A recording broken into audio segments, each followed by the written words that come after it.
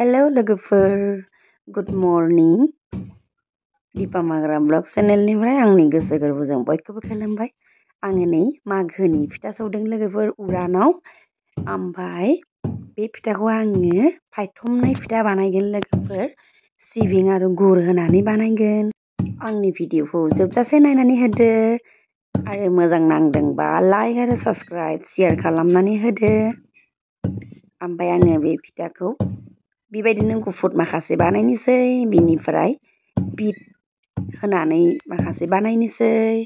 ओमफ्राय दाना आं सालिनोसै बिखौ मिहि मिहि साला लानांगोन, नहलेबाथ' बे फिथाया बारा जाबांनो नागिरा। सालिनोसै आरो बेखौ। लोगोफोरा मा मा फिथा बानायखो? आंथ' जेबो फिथा बानायाखै। दिनैसो आङो नैबे फायथमनाय फिथाखौ बानायनोसै। नारेंखलबो गैया, सिबिं आरो गुर होनानैनो बानायनोसै आङो। ओमफ्राय नै अनखौ आङो सालिखांबाय। ओमफ्राय बिखौ आङो ओरै बिदि खालामना दोननोसै आरो नारसिन नारसिन दैया राना बायदि। ओमफ्राय लाइ बिलाइजों खोब्बाय आङो।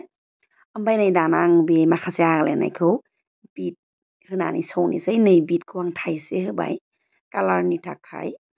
ओमफ्राय नैलाय बिखौबो सौदौनोसैलाय। बिराद बरिया कालार जागोन बियो, नायबाय था लोगोफोर दसेनि उनाव। नै पिंक कालार, जि धुनिया पिंक कालार जाबाय बियो। बेखौबो सालिनोसैलाय आङो। थाइसे होदों आङो, एसे कालारा काहा जाथों होननानै। खावसे होबाबो जायो जानाया, होमबाबो आं थाइसेखौनो होबाय आरो। बिखौ आङो सिबिंखौ गुरजों गलायनानैसो बानायगोन आरो पिंक कालारखौ। ओमफ्राय दहाय गुफुर सौनायखौ ओरैनो गोरानै खालामगोन आरो। नै जाबाय आङो। दाना आङो केराहि जानबाय। ओमफ्राय नै आङो सिबिंखौ एवनानै लानोसै। सिबिंखौ आङो मैयानो आरामसे बिराद साफानो सुनानै लामनानै दोनखाबाय आरो। ओमफ्राय दिनै एवबाय, नै जाबाय।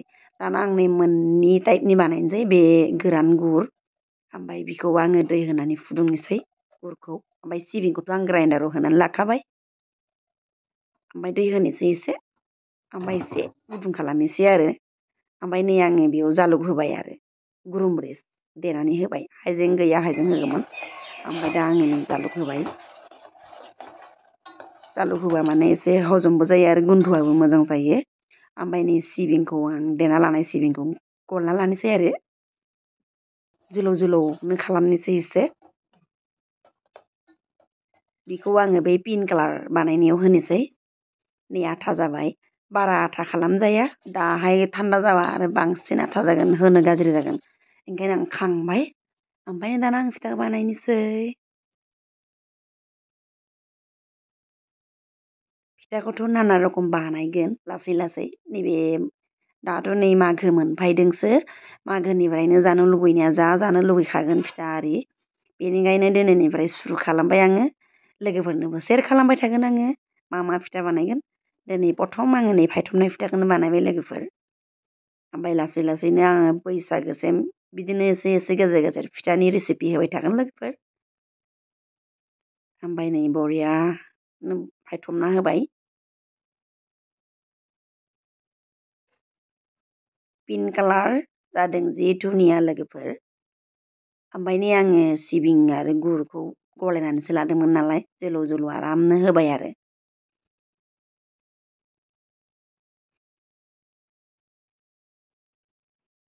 फिसा फिसा बानायनोसै एसे। ओमफ्राय आं बेखौ नै बिदि सेकिना दोनो आरोना गरमाव। सिंनि एसे एसे मोनाफ्राबो जाहाथे मोनथों, गोरान आराम जाबोयो आरो। एसे दिनहालि जाजायो आरो बिदि। ओमफ्राय नै खिन्थु बेबायदि गुरखौ गलायबाना लोगोफोर एसां दिन दोनजाया।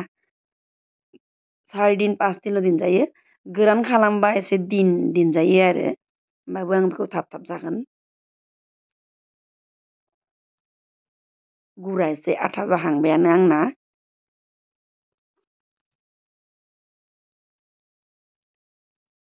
जि बरिया कालार जादों नाय लोगोफोर।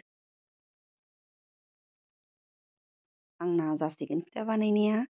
ओमफ्राय आङो दा मोननैसो गुफुर फिथाखौ बानायनानै दिन्थिनोसै लोगोफोरनो।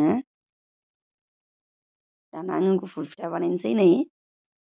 गुर फिथायाव आङो गुर आरो सिबिंखौ आङो गलायाखै आरो ओरैनो गोरान गोरान होबाय आरो बियो एसे दिनहालि थांसिगोन बेखौ आङो टेमायाव सोना दोनसिगोन जाखिनि बानायदोंमोन।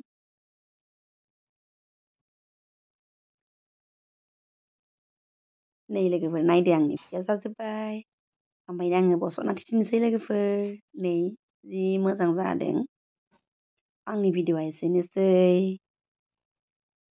मोजां मोनदोंबा लाइक आरो साबस्क्राइब खालाम। बाय बाय।